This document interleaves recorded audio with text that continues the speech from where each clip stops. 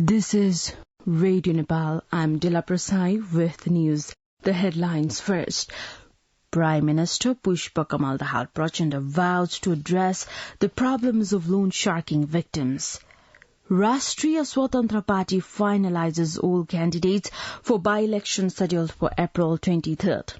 Nepal Tourism Board brings new Trackers Information Management System TIMS into effect, and Russia assumes UN Security Council presidency despite Ukraine's effort to block the move.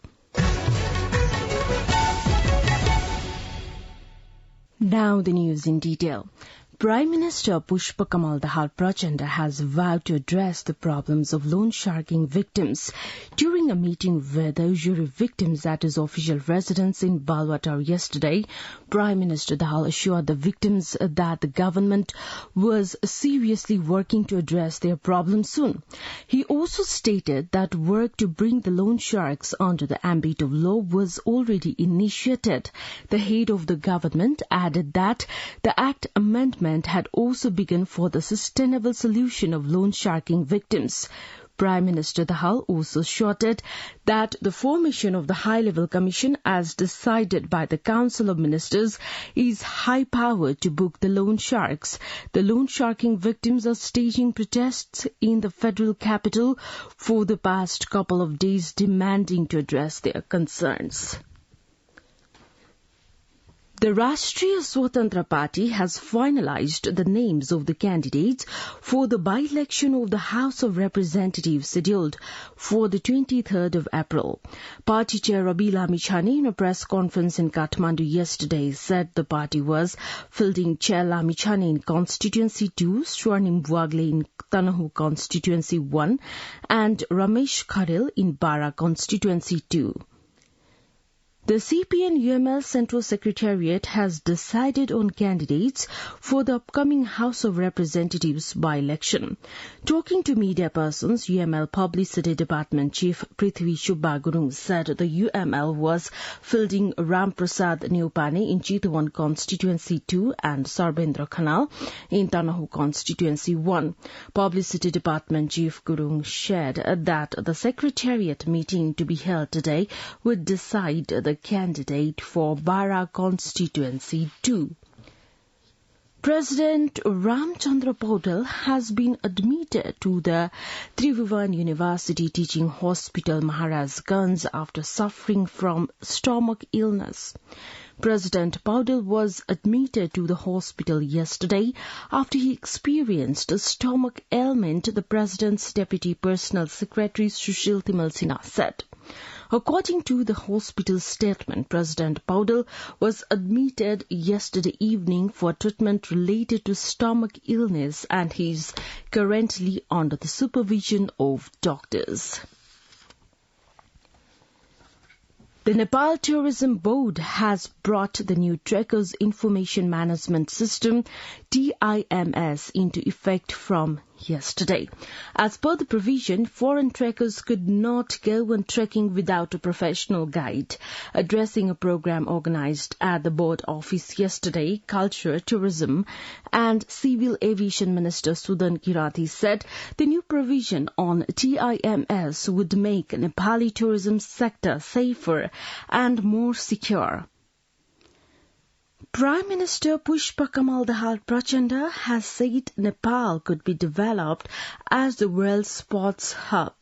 Addressing the policy-level dialogue on sports infrastructures 2023 organized by the National Sports Council in Kathmandu yesterday, Prime Minister Dahal assured to prioritize the development and promotion of sports. He also emphasized on the need of construction of sports unit and sports-related infrastructures in each village and schools across the country. Participants in the event called for clear policy and cooperation among the three-tier government for development of physical infrastructures in sports sector. The Ministry of Finance has fixed a tentative schedule for the preparation of policy and program and budget for coming fiscal year 2023-2024. The ministry prepared a budget calendar for coming fiscal year as per the provision in Financial Procedures and Fiscal Accountability Act and Budget Formulation Guidelines. As per the schedule, the government is also planning to present the principle and priorities of appropriation bill in both houses of the Federal Parliament within the 8th of May. Leading multi-layer discussions with concerned stakeholders, the Finance Ministry is giving a final touch to the Finance Bill appropriation bill by the 26th of May. Deputy Prime Minister and Defence Minister Purna Bahadur Khadka has said the incumbent government would establish sustainable peace by protecting country and strengthening Federal Democratic Republic. Visiting the Vatrai Ashram at Bardegaon in Lalitpur yesterday, Deputy Prime Minister Khadka stated that the incumbent government has prioritized maintaining sustainable development, completing the remaining task of the peace process, and achieving economic prosperity. He mentioned that upgrading Nepal to middle-income country within certain years by making economic growth of the nation and Nepali citizens was the government's policy.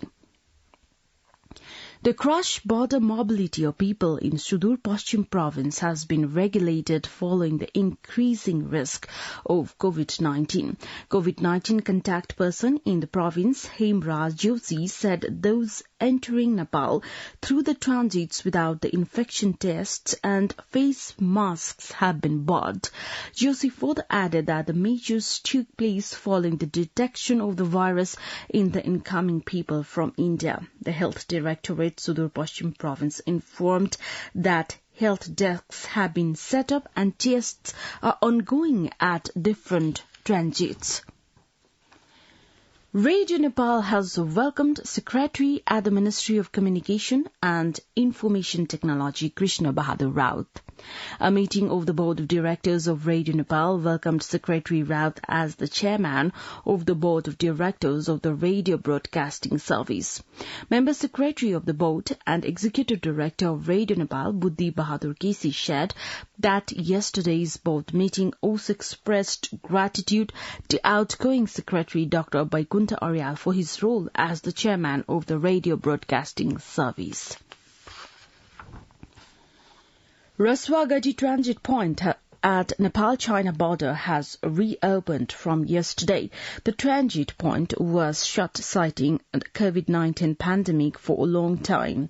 Secretary at Industry, Commerce and Supplies, Madhukumar Marasini, and Vice Chair of Tibet, the Autonomous Region of China, Silang Nima, opened the transit yesterday by sending Nepali containers to Tibet. You're listening to Radio Nepali Time English News Bulletin. We continue with the international updates now. Russia has taken the presidency of the UN Security Council despite Ukraine urging members to block the move. Each of the Council 15 members takes up the presidency for a month on a rotating pattern. The last time Russia had the presidency, February 2022, it launched a full-scale invasion of Ukraine. According to BBC, despite Ukraine's complaints, the United States said it could not block Russia, a permanent council member, from assuming the presidency. The other permanent members of the council are the UK, US, France and China. The role is mostly procedural, but Moscow's ambassador to the UN, Vasily Nebenchia, told the Russian news agency that he planned to oversee several debates, including one on arms control. He said he would discuss a new world order that he said was coming to replace the unipolar one. At least 21 people have been killed after a series of tornadoes tore through parts of the United States South and Midwest. Homes were destroyed and thousands left without power after tornadoes caused devastation across several states. Warnings of extreme weather, including the possibility of severe thunderstorms and strong winds, were set to stay in place for Saturday across the eastern third of the country, the National Weather Service said. Strong winds and hail were also forecast. A total of over 60 tornadoes were reported across a number of states on Friday and Saturday by the U.S. Government Storm Prediction Center. Now, the General Weather Forecast for the country for today. Forecasting Division says the weather is likely to be partly to generally cloudy in the country. Light rain and thunder and lightning is possible at a few places of the country. Kathmandu's weather report now. Maximum temperature of 22.3 degrees Celsius and minimum temperature of 9.8 degrees Celsius. With this news, we have come to the end of this bulletin, but before we wrap up, the headlines once again.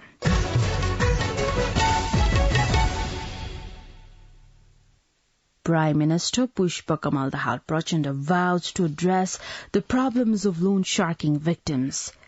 Rashtriya Swatantra Party finalizes all candidates for by-election scheduled for April 23rd. Nepal Tourism Board brings new Trackers Information Management System TIMS into effect, and Russia assumes UN Security Council presidency despite Ukraine's effort to block the move. Well, that's all that we have for this edition. Our next English news edition is at 2 in the afternoon. You can also listen to us online at our website www.radionepal.gov.np for more news and online programs. Stay tuned, stay safe, and have a good day.